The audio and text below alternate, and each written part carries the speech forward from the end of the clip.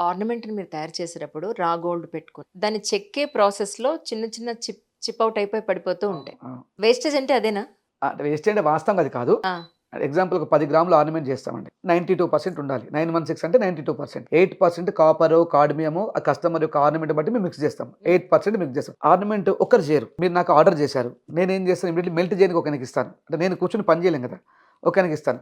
ఆయన అందులో నుంచి కొంత మట్టుకు బంగారం తీసుకుంటాడు. దాన్ని తీగలాగా మారుస్తా ఉంటాడు. ఇంకొకరు అది నెక్లెస్‌లా కావాలంటే ఫస్ట్ తీగలాగా మారాలి. అవును. ఆ తీగ చేయనీకి ఆయన ఒక 50 మిల్లీగ్రాములు తీసుకుంటాడు.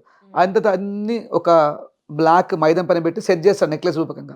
ఆయన ఒక రూ. 50 తీసుకుంటాడు. ఓహోహో! అలా ఒక 10 మంది చేస్తే ఒక వస్తువు అవుతుంది. బట్ అందరూ ఏమనుకుంటారు? నవీన్ గోల్డ్ చేసాడు అనుకుంటారు. నవీన్ గోల్డ్ ఏం చేయడు. నవీన్ గోల్డ్ చేయిస్తాడు మాత్రమే. అదే. అదే. ఇలా చేయండి. ఈ మెజర్‌మెంట్ ఎంతుండాలి? ఈ పొడవు ఎంతుండాలి? ఈ వెడల్పు ఎంతుండాలి? అని చెప్పి ఒక రాసిస్తాడు. రాసి వాళ్ళు చేసేటప్పుడు క్రాస్ చెక్ చేస్తాడు. ఇలా తీసుకొని బాగుందా? లేదా? హ్మ్. అలా ఒక సరౌండ్ మొత్తం పోతా ఉంటది. మరి మేము మేకింగ్ చార్జ్ తీసుకోవట్లేదు కదా! ఓన్లీ 8% వేస్టేజ్ తీసుకుంటున్నాం. 10% వేస్టేజ్ తీసుకున్నాం. అందులో వీడికి కొంత, వీడికి కొంత, వీడికి కొంత, వీడికి కొంత, వీడికి కొంత అయిన తర్వాత చివర్లో నాకు ఒక 1 ఆర్ 2% ప్రాఫిట్ వస్తది. అది నా లాభం.